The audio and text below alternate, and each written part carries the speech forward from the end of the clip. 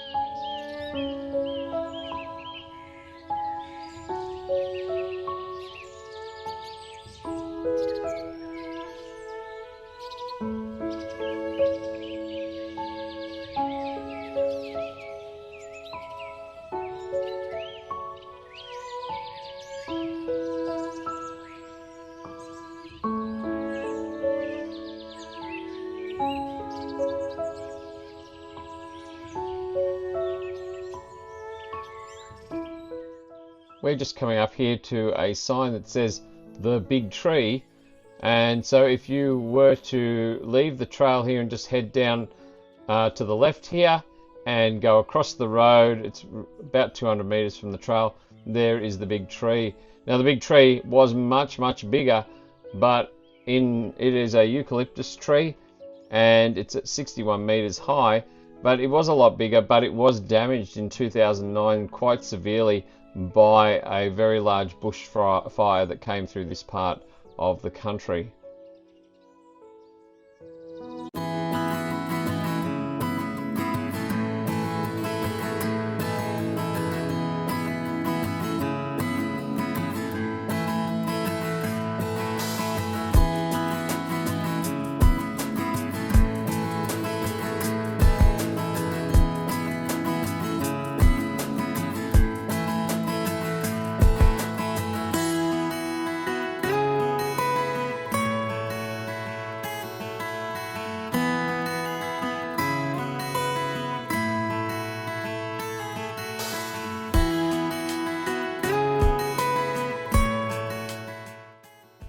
And just here as we get to this point, this is close to the midpoint of the trail, and this is Darymere, and there is a little township here. There's a town hall nearby, and you can see there's a road there over to the left, and this is where the little platform was. There is plenty of seating around on this trail, so there is lots of spots to stop and have a sit and a rest, but this is in the central point here. There's a little barbecue table there. There's no barbecues, and there's no toilets, but there is a seating area there where that station or stop was, or that loading point was on the trail. And so another little piece of interest on this about after we talked about the trees coming down in that big storm, is that I spoke to a fellow who is a bit of a logging expert in the past, and he was telling me one of the things that people forget about is that after the storm is that a lot of the trees are actually cracked and damaged by that storm, but they don't fall over. The branches may not necessarily fall off, but because they've been cracked and damaged, they eventually start to die and dry out, and they become much more brittle. And so when another high wind comes through, you get a lot of those bigger trees and a lot of those branches that were damaged perhaps in a previous storm still falling down. And we've had some more high winds recently, and you will see along the trail a few trees that look like they've been freshly cut and made clear of the path. So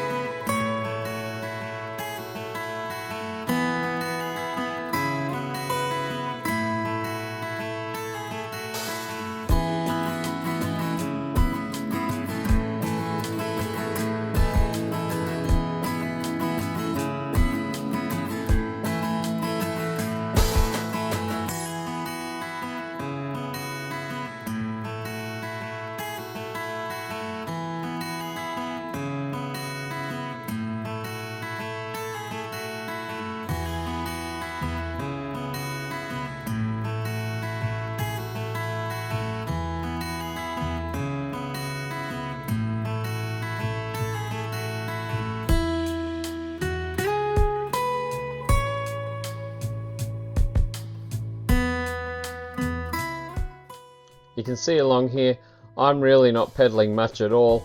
This is actually quite a downhill run here, and in a lot of sections I found myself just freewheeling down, and I was still doing 16 kilometers an hour without any pedaling whatsoever. It was just rolling at that speed. So heading from the Mirboo North end down to Boolara, you're going to have quite a downhill run, and then going the other way, obviously you're going to have a climb back. So you need to decide whether or not you want an uphill section or not.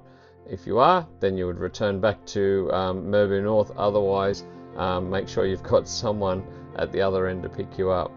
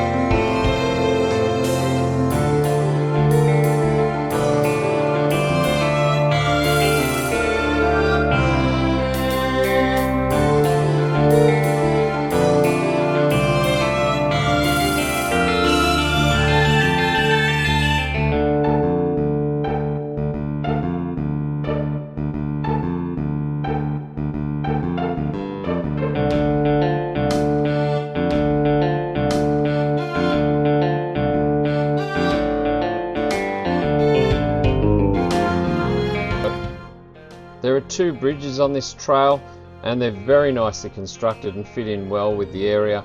These were built back in 2012 after the previous crossings were damaged by fire in the 2009 bushfires.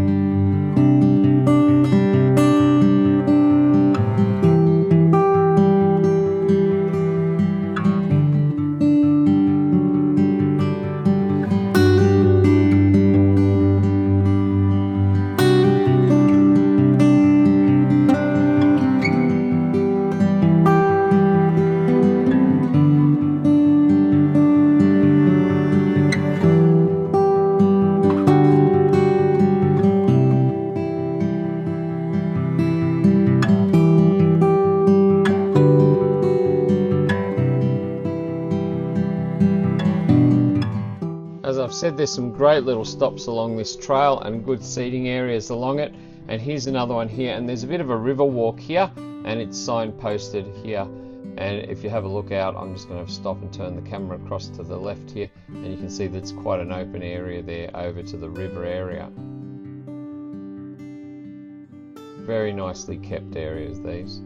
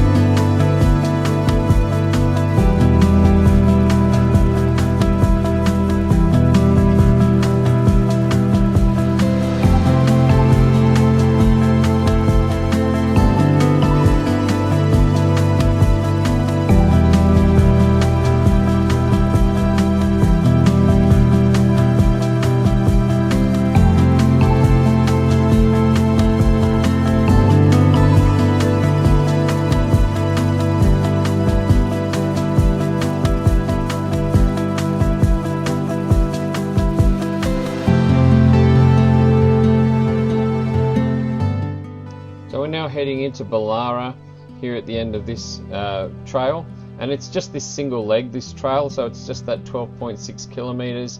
If you're walking it, depending which way you're going, it's going to take you about 3.5 hours. If you're riding it, you can probably quite comfortably do this in probably half an hour, or a bit longer, maybe 45 minutes if you're taking a nice cruise along it.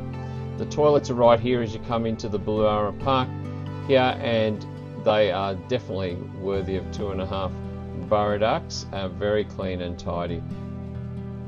This is the township of Boolara. Now over just to the right of those toilets as you're coming into town, if you cross the road, there is a store there, and so there is food available there, and it's open quite lengthy hours every day of the week, and so you should be able to find something there, certainly during the daytime hours. Boolara became a stop along the railway line between Mirboo North and Morwell in 1884 and became quite a town at that stage. However, as with a lot of these areas, the population has declined over the years. Boolara does hold a folk festival though here in this park, and the next one is due on the 1st of March in 2025. It's a free event to attend, so if you're thinking of somewhere to go and you're going to go for a walk down these trails, maybe time it to go to the folk festival. Otherwise, if you come down and visit this town like me, you'll be impressed with how wonderfully kept this park is, and also it's all the information that is provided around this park area about the town of Boolara and of the Grand Ridge Railtrail. So that's a wrap for this episode of Burra Country, so thanks for joining us, really appreciate it. And if you haven't looked at our other videos already, please do so and have a look at the Great Southern Railtrail that also heads through the Strzelecki Ranges and down across South Gippsland.